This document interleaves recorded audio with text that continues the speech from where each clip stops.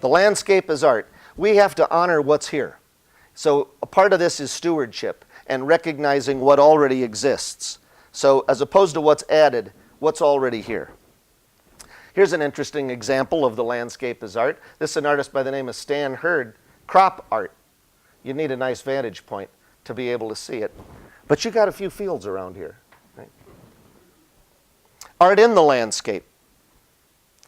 Here's a piece of free-laid, dry-stack stones by one of the most famous artists in the world, Andy Goldsworthy, and it's called Convergence, and it's based on the dolmen and the cairn that you find in the UK, Scotland, Wales, England.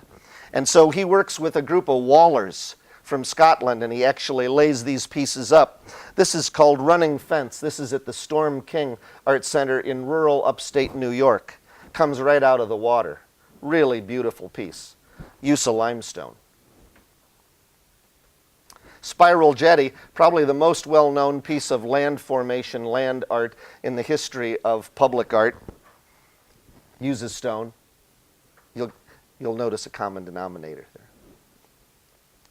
Valley Curtain, Christo. I was fortunate enough to teach with Christo a couple times out in Colorado. Right, huge projects. Wrap the Reichstag. Put hoops, gateways all through Central Park. Right? This runs over hill and dale and joins the landscape. And people came from all over the world in a 15-day period of time. Temporary installation. Maya Lin, who did the Vietnam Veterans Memorial that defines memorials now. The reason that you have black granite for your memorial is because of Maya Lin, who used black granite in Washington, D.C. So that now the expectation on a lot of memorials is it's got to be black granite. And that was a very controversial piece at the time. These are wave fields where she's changing the landscape, the human impulse to change our landscape. This is Storm King, almost like an outdoor gallery. Marc de Souvero. Destination objects. And this is really, I think, related to this project. Well, how about this use of stone? Okay. Can you imagine when they proposed this? You want to blow up a mountain, right? And you want to carve what? The Native American Indians weren't so thrilled at the time, but now they're having Crazy Horse carved as well. But that's a monumental project that went on for years and years and years as a economic development driver for South Dakota. This is a contemporary piece done just in the last year or so. This is another piece by Jaume Plensa. It's about a 100-foot tall stone head. It's in rural England, and people drive from all over the UK to see this piece. So you see the sense of scale. And it's lighted at night. Really, really elegant. Probably the most famous piece of public art in the world today. Nicknamed The Bean, called Cloud Gate by Anish Kapoor in Chicago. You got to have your picture taken there when you get married. Everybody comes to Illinois to have their picture taken with Lake Michigan behind them and the city reflected. That's all polished, welded, seamless stainless steel made in Kansas City, now in Chicago. Also, his piece is the Crown Fountain. Those are giant fountains, and they change digitally, and they talk to you, and they spit water on you.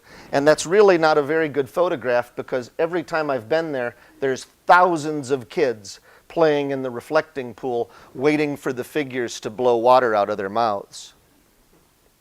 A little aside to this. They brought Richard Daley, Mayor Daley, the mayor at the time, they brought him the bill for this. It was about $100 million over budget. There was a pregnant pause. I can imagine. This might be urban legend, but it's a good story.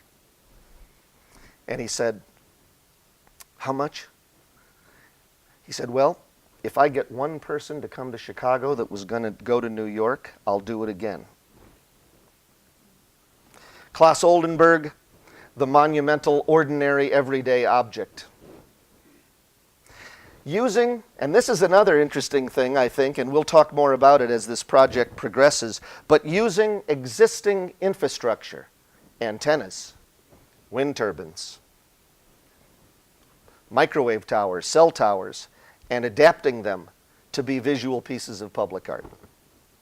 Use of stone as gateways. This celebrates the 50th anniversary of Khrushchev's visit to the Garst farm. Along a trail, it's based on hybridized corn.